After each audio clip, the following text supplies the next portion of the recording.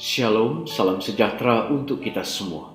Kita jumpa lagi dalam bacaan Renungan Pagi menjadi putra dan putri Allah pada hari ini Senin 18 Januari 2021 dengan judul pembahasan Ia tahu bagaimana menolong kita apabila kita digoda. Sebelum kita lanjut, mari berdoa. Bapa di sorga, kepadamu kami datang pada saat ini, memohon kiranya tuntunan sorga akan menjadi bagian kami ketika kami membaca dan merenungkan firman-Mu. Berfirmanlah ya Allah, kami siap mendengar. Dalam nama Yesus kami sudah berdoa. Amin. Ayat kita pada hari ini diambil di dalam kitab Ibrani pasal 2 ayat 18. Firman Tuhan berkata, sebab oleh karena ia sendiri telah menderita karena pencobaan, maka ia dapat menolong mereka yang dicobai. Saudara-saudaraku yang kekasih, meskipun menanggung pencobaan-pencobaan yang paling ngeri, Kristus tidak gagal ataupun menjadi tawar hati. Ia sedang melakukan peperangan demi kepentingan kita. Dan sekiranya ia bimbang, sekiranya ia menyerah kepada penggodaan, keluarga manusia pasti sudah hilang. Alkitab memberikan hanya sedikit saja keterangan tentang perjuangan dengan iblis dalam penggodaan di padang belantara. Tetapi itulah suatu ujian yang hebat sekali. Kristus keluar sebagai pemenang, menanggung ujian dan pencobaan itu demi kepentingan kita. Betapa sedikit manusia dapat mengerti kekuatan penggodaan yang dihadapi Kristus. Betapa sedikit manusia mengerti tentang ujian itu, atas mana tergantung nasib dunia ini. Penebus dunia ini bukannya berperang melawan daging dan darah, melainkan melawan segala penguasa dan kuasa, melawan penghulu dunia yang memerintahkan kegelapan. Segenap sorga menaruh perhatian terhadap peperangan ini, dan betapa kesukaan, betapa besarnya kegirangan di sorga, karena pertolongan telah ditanggungkan atas Dia yang berkuasa, mengalahkan dan berkuasa untuk menyelamatkan. Betapa suatu peristiwa yang luar biasa ketika Kristus menaruh dirinya dalam posisi Adam dan menderita ujian di mana Adam telah kalah, dan oleh perbuatan ini menaruh manusia atas kedudukan yang lebih beruntung.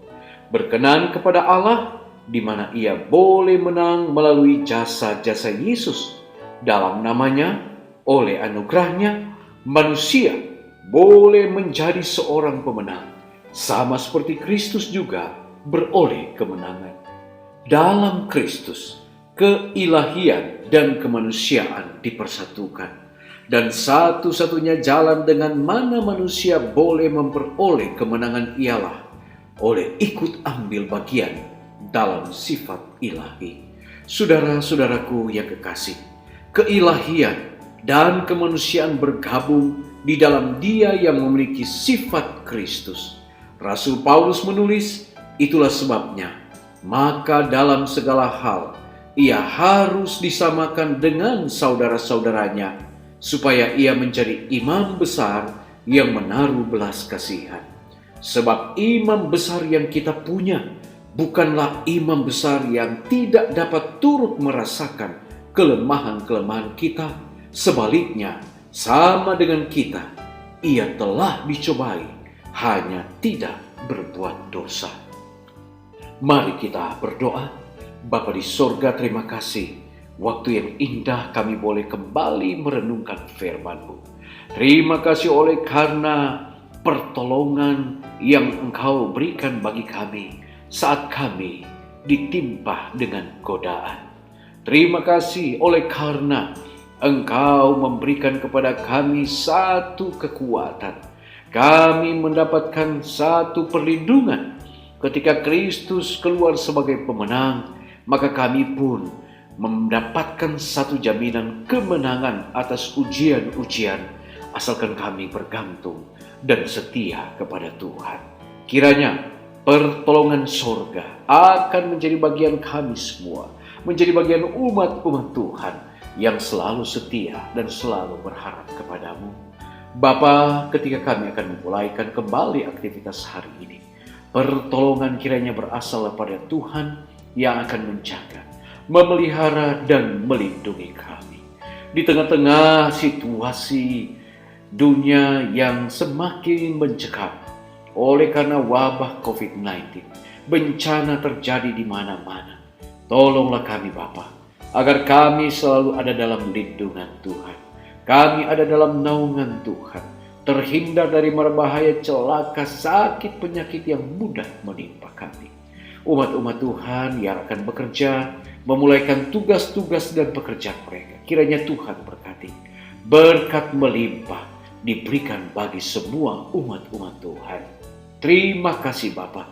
Inilah menjadi doa kami. Sertai kami sepanjang hari ini. Dalam nama Yesus kami sudah berdoa. Amin. Puji Tuhan, kita akan jumpa lagi besok hari. Shalom. Tuhan memberkati.